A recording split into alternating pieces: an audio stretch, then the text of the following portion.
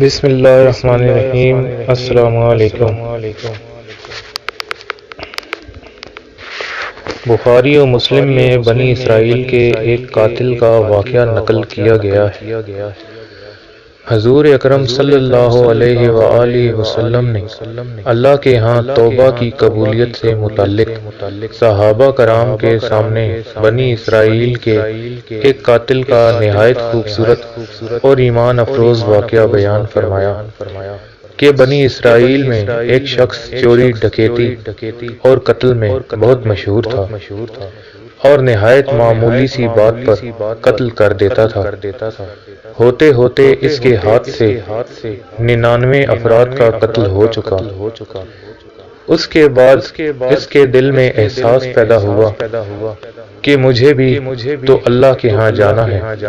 چنانچہ یہ فکر بڑھتا رہا اور لوگوں سے معلومات کرتے ہوئے سرگرداں پھرنے لگا کہ کیا میری توبہ قبول ہو سکتی ہے یا نہیں۔ کسی عالم شخص سے ملاقات کی فکر ہوئی کہ معلوم کیا جائے کہ ایسے شخص کی توبہ قبول ہو سکتی ہے یا نہیں۔ اسی حوالے سے لوگوں نے ایک عابد شخص کے پاس جانے کا مشورہ دیا۔ اس شخص نے اس کے پاس جا کر مسئلہ معلوم کیا، کیا میری توبہ قبول ہو سکتی ہے اور کیا میری مغفرت ہو سکتی ہے جبکہ میں نے 99 انسانوں کی جان ماری ہے۔ تو اس عابد شخص کو اس مسئلے کے بارے میں زیادہ معلوم نہیں تھا، تو اس نے اپنی عقل سے قیاس آرائی کی کہ جو آدمی 99 انسانوں کی جان مار سکتا ہے، اس کو مغفرت کہاں سے ہوگی۔ چنانچہ اس نے کہا کہ تیری توبہ قبول نہیں ہوگی۔ تو اس شخص نے غصے اور جلال میں آ کر اس کو بھی قتل کر کے 100 کا حصہ مکمل کر دیا کہ جب میری توبہ قبول نہیں ہونی تو مجھے بھی ختم کر کے 100 پورے کر دیتا ہوں۔ چنانچہ اس نے 100 کا حصہ مکمل کر دیا، مگر اس کے دل میں پھر بھی یہ خیال تھا کہ میری مغفرت کی کوئی نہ کوئی شکل صورت ضرور موجود ہوگی۔ اس لیے اس نے لوگوں سے پھر معلومات کا سلسلہ جاری رکھا۔ زمین میں سب سے بڑا عالم کون ہے؟ وہی میرے مسئلے کا حل بتا سکتا ہے۔ آخر لوگوں نے اس کو بتلایا کہ فلاں جگہ ایک عالم رہتا ہے، اس سے جا کے معلوم کرو۔ چنانچہ اس نے عالم صاحب کے پاس جا کر اپنی زندگی کی ساری کارگزاری سنائی اور 100 آدمیوں کو کس طرح سے قتل کیا، سارا کارنامہ سنا دیا۔ معلوم کیا کہ اب بتلائیے کہ میری توبہ قبول ہو سکتی ہے یا نہیں۔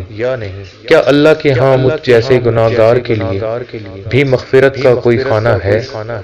تو اس عالم صاحب کو چونکہ علم تھا تو اس نے بتلایا کہ تیرے گناہ معاف کرنے میں اللہ کے ہاں کوئی رکاوٹ نہیں۔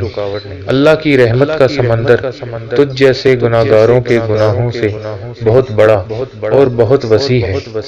چنانچہ اس عالم صاحب نے اسے مشورہ دیا کہ تم فلاں جگہ سفر کر کے جاؤ، وہاں کچھ اللہ کے بندے رہتے ہیں، ان کا مشغلہ صرف اللہ کی عبادت ہے، ان کے ساتھ مل کر اللہ کی عبادت کرو اور نادم ہو کر اپنے گناہوں کی معافی مانگو، انشاءاللہ تمہاری مغفرت ہو جائے گی۔ جب اس شخص نے آدھا راستہ طے کر لیا تو ملک الموت آ گئے۔ اب اس کی روح لے جانے کا مسئلہ کھڑا ہوا۔ آسمانوں سے رحمت کے فرشتے بھی آئے اور عذاب کے بھی۔ رحمت کے فرشتے کہنے لگے اس کی روح لے جانے کا حق ہم کو ہے، اس لیے کہ یہ سچے دل سے تائب ہو کر عبادت کے لیے جا رہا ہے۔ عذاب کے فرشتے کہنے لگے کہ اس کی روح لے جانے کا حق ہم کو ہے، اسی لیے کہ اس شخص نے کبھی کوئی نیکی کا کام ہی نہیں کیا۔ اس دوران آسمانوں سے ایک فرشتہ آیا۔ بعض روایت سے معلوم ہوتا ہے کہ یہ آنے والا فرشتہ حضرت جبرائیل امین تھے۔ چنانچہ اس فرشتے نے تشریف لا کر ان دونوں طرح کے فرشتوں کے درمیان یہ فیصلہ کیا کہ دونوں طرف کی مسافت ناپ کر دیکھ لو، جہاں سے آ رہا ہے اس کی مسافت قریب ہے یا جہاں جا رہا ہے وہاں کی مسافت، لہذا جہاں کی مسافت قریب ہو اس شخص کو وہاں والوں میں شمار کر دیا جائے۔ چنانچہ دونوں طرف کی زمین ناپ کر دیکھی گئی تو جہاں جا رہا تھا وہاں کی مسافت جہاں سے آ رہا تھا اس کے مقابلے میں صرف ایک بالشت قریب ہے۔ چنانچہ فیصلہ ہوا کہ مقامی مصیبت سے مقام عبادت صرف ایک بالشت قریب ہے، اسی لیے رحمت کے فرشتوں کو اس کو لے جانے کا حق حاصل ہوا۔ چنانچہ اللہ تعالیٰ کی طرف سے اس کی مغفرت کا اعلان ہو گیا۔ ایک روایت میں آتا ہے کہ قتادہ رضی اللہ تعالیٰ عنہ فرماتے ہیں کہ حسن رضی اللہ تعالیٰ عنہ نے فرمایا کہ ہم سے یہ ذکر کیا گیا ہے کہ اس شخص کے پاس جب ملک الموت آیا تو وہ شخص سینے کے بل اس سرزمین کی طرف گھسیٹتا چلا گیا۔ حدیث قدسی میں آتا ہے کہ میں اپنے بندے کے ساتھ اس کے گمان کے مطابق ہوتا ہوں اور وہ جہاں بھی یاد کرے میں اس کے ساتھ ہوں۔ باخدا اللہ تعالیٰ اپنے بندے کی توبہ سے اس سے زیادہ خوش ہوتا ہے جتنی خوشی تم میں سے کسی ایسے شخص کو ہوتی ہے جس کا جانور بیابان میں گم ہو کر پھر اسے مل جائے۔ اور جو شخص ایک بالشت میری طرف آتا ہے میں ایک ہاتھ اس کے قریب ہو جاتا ہوں، اور جو شخص ایک ہاتھ میرے قریب آتا ہے میں اس کے ایک باہ یعنی پھیلائے ہوئے دونوں ہاتھوں کے درمیان کی مسافت کے قریب ہو جاتا ہوں۔ اور جب وہ میری طرف چل کر آتا ہے تو میں اس کی طرف دوڑ کر آتا ہوں۔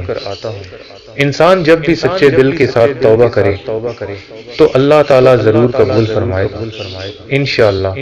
یہ واقعہ خصوصاً ان حضرات کے لیے حوصلہ افزائی اور معاونت کا سبب ہے جو کہ بڑے بڑے گناہ کر کے اب مایوسی کی زندگی گزار رہے ہیں، کیونکہ شیطان انہیں مایوس کرتا ہے۔